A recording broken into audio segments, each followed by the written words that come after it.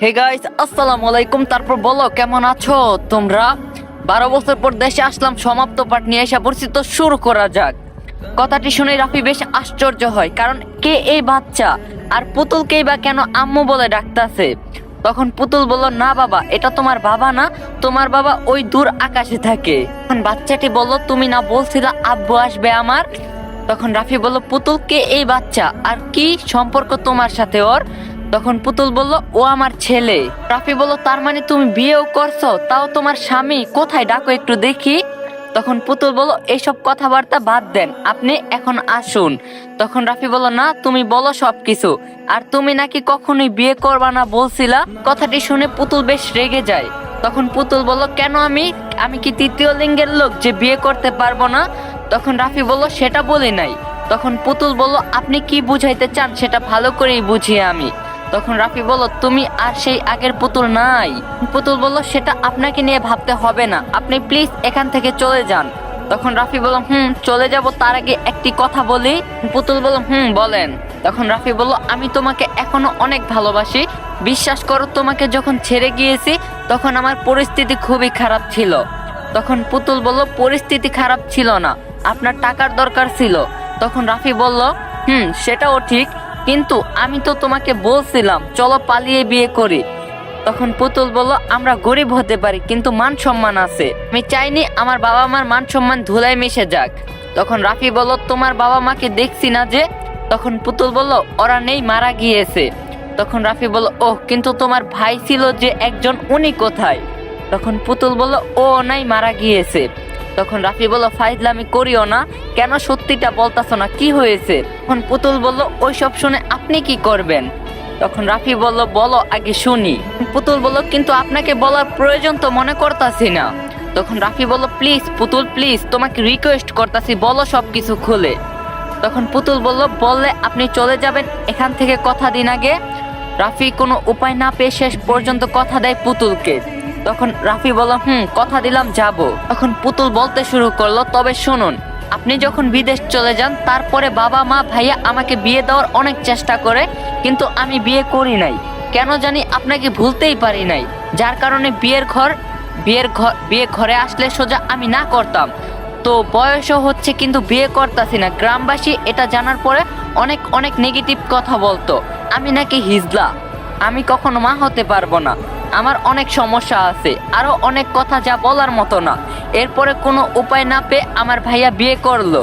বিয়ের পর ভালোই আমাদের দিন যাচ্ছিল হাসি খুশিতে।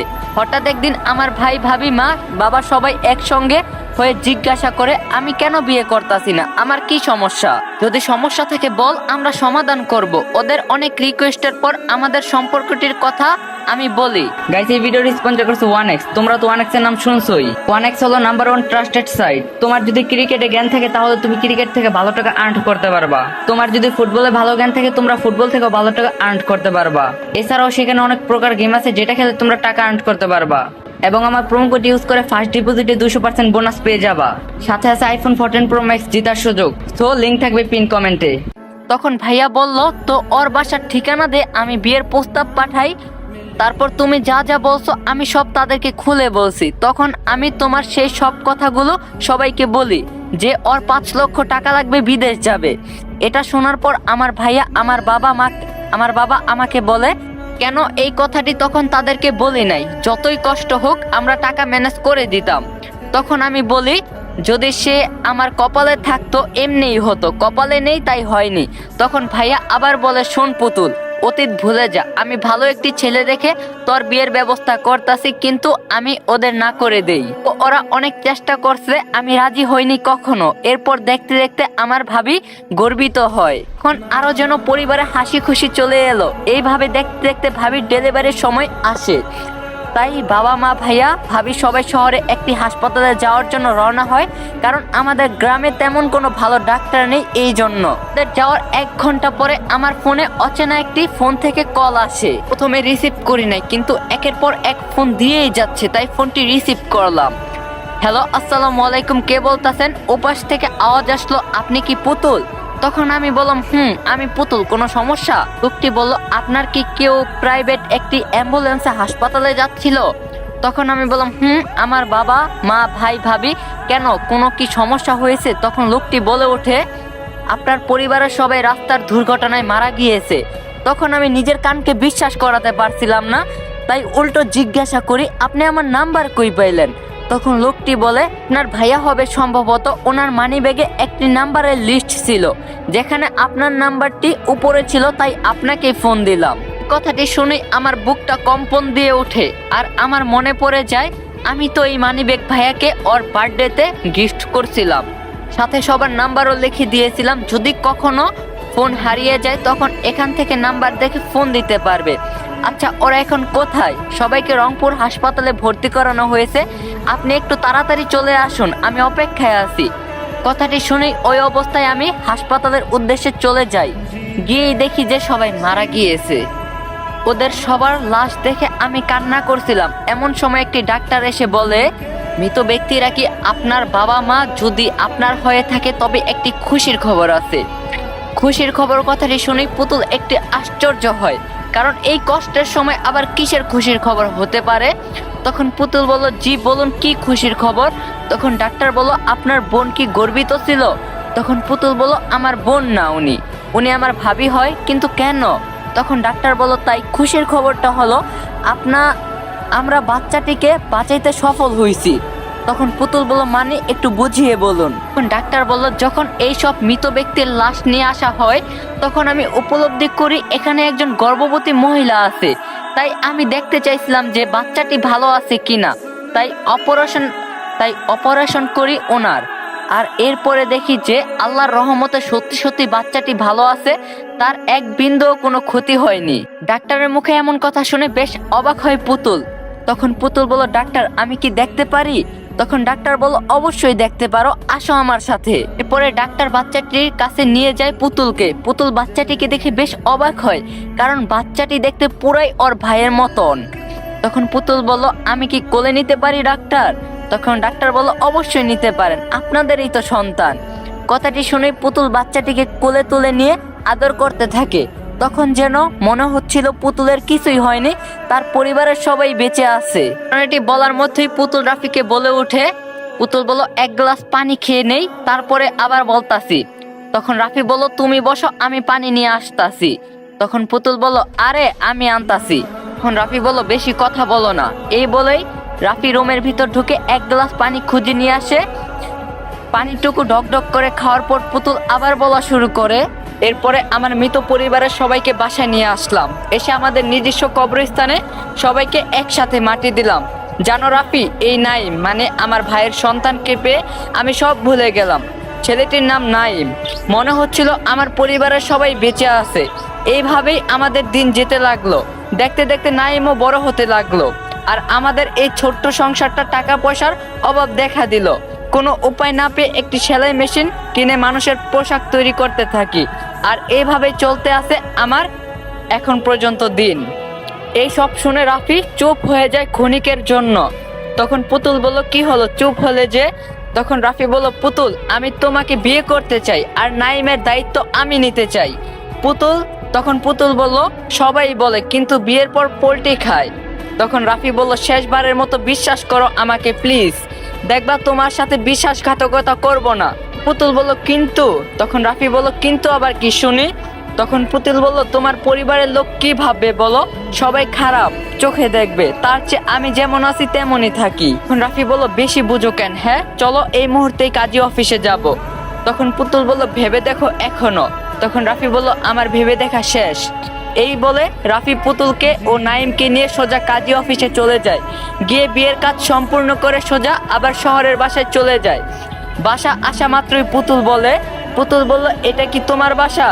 তখন রাফি বলল, আমার। এইরকম আরো 2টা বাসা আছে। তখন পুতুল বলল, বাহ কত সুন্দর বাড়ি। তখন রাফি বলল, তাই? এই বাসা আজ থেকে তোমার, বুঝছো? তখন পুতুল বলল, বুঝছি। তো এরপরে এভাবে রাফিও পুতুলের জীবন চলতে থাকলো। সুখেই কাটছিল তাদের জীবনটা। হঠাৎ কয়েক মাস পরে রাফির ফোনে একটি অজানা নাম্বার থেকে ফোন আসলো। তখন রাফি বলল, আসসালামু আলাইকুম, কে বলতাছেন? ওয়ালাইকুম আসসালাম বাবা, আমি তোর মা বলতাছি। তখন রাফি বলল, মা কান্না করতাছো কেন?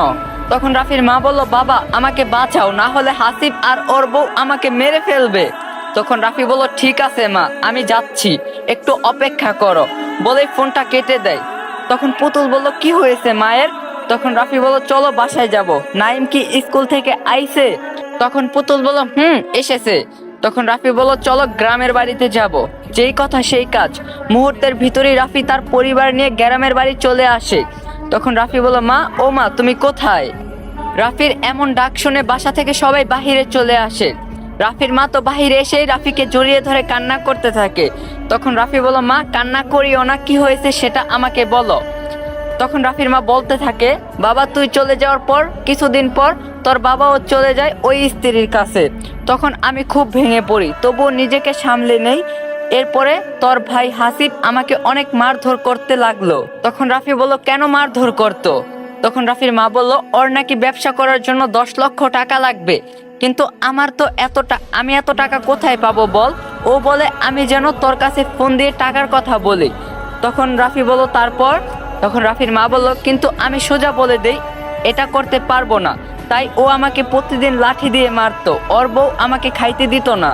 এই সব কথা শুনে রাফি বেশ রেগে যায় আর সাথে সাথে পুলিশকে ফোন দিয়ে ডাকে।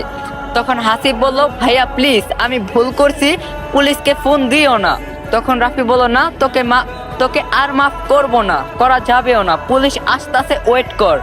বেশ কিছুক্ষণ পর পুলিশ আসা মাত্রই রাফি সব খুলে বলে তাদের, আর পুলিশও সব কিছু শুনে সাথে সাথে রিয়া ও হাসিবকে ধরে ফেলে।